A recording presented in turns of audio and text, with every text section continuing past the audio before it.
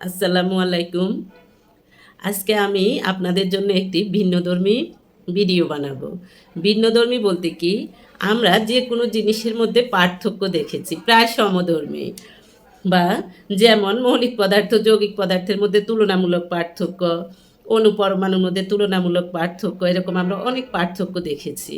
আজকে আমি পুরুষ এবং মহিলা অর্থাৎ স্ত্রী বনাম হাসব্যান্ডের মধ্যে তুলনামূলক পার্থক্য আলোচনা করব। পার্থক্য বলতে কি, আমরা মহিলারা ভাবি যে মহিলাদের জীবন আসলেই কিন্তু ভালো না। ভালো না বলতে, মহিলাদের দেখা যায় যে সবসময় প্যারার উপরে থাকতে হয়।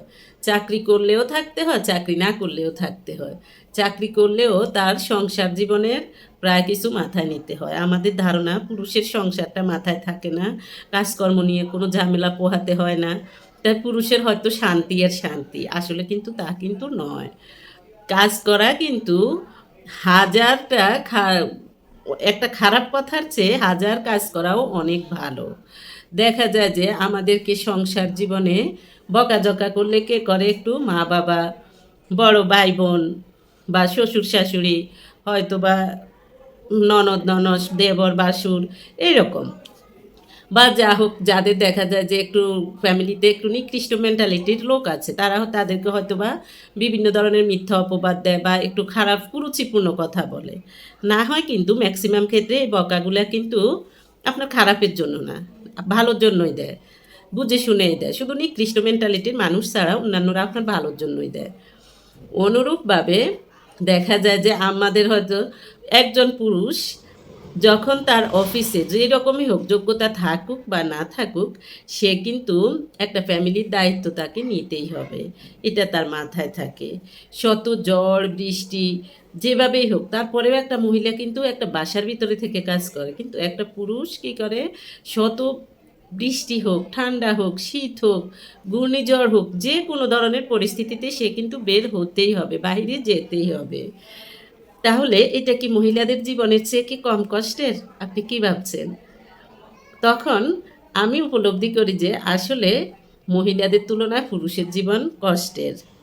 আরেকটা কথা বলি, আমরা ভাবি যে পুরুষদেরকে কেউ বকা দেয় না। পুরুষদেরকে কেউ, কারণ আমাদের সমাজে ম্যাক্সিমাম সমাজ হলো পুরুষতান্ত্রিক সমাজ।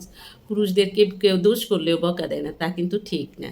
দেখা যায় যে পুরুষদেরও অফিসে কিন্তু বস থাকে, ঊর্ধ্বতন কর্মকর্তা থাকে। একটু দেরি হইলে কৈফিয়ত দিতে হয়, একটু কাজে হেরফের হইলে কিন্তু ধমক দেয়। তারপর বিভিন্ন ধরনের ফ্যামিলির মতো বিভিন্ন অফিসেও কিন্তু নিকৃষ্ট মেন্টালিটির মানুষ থাকে, বস থাকে। তাদের কিন্তু বকার ধরনও কিন্তু নিকৃষ্ট। তখন যেসব পুরুষের ভাগ্যে ওই রকম বস পড়ে, সেই পুরুষের কত মনের কষ্ট নিয়ে, চাপ নিয়ে সে চাকরি করতে হয়, বেতন আনে, সে বেতন দিয়ে সংসার চালায়। এটা কিন্তু একমাত্র আল্লাহ ছাড়া আর কেউ জানে না। তাই শুধুমাত্র মহিলাদের জীবন বিরক্তিকর নয়, পুরুষদের জীবনও বিরক্তিকর। এখানে বিরক্তিকর বলতে কি, যে যেভাবে নেয়, যে যেভাবে নেয়, জীবন কিন্তু জীবনের মতোই।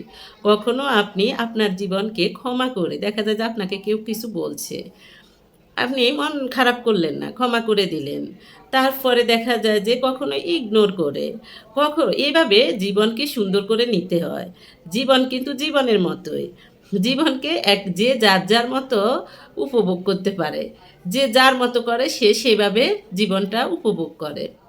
কেউ ক্ষমা করে, কেউ ইগনোর করে। ঠিক মহিলাদের জীবন যেমন, পুরুষদের জীবনও কিন্তু তেমন। কারো থেকে কারো জীবন কিন্তু কম কষ্টের না, কম হতাশার না। সবার জীবনও কিন্তু হতাশায় পরিপূর্ণ। একদিকে হতাশা, আরেকদিকে হতাশা না ধরলে সবার জীবনে কিন্তু ঝঞ্ঝাট আছে। তাই আমরা ভাববো না যে ইস, পুরুষদের জীবন কি সুন্দর, পুরুষদের জীবনে কোনো প্যারা নেই, এটা নেই, সেটা নেই। এটা ভুল ধারণা।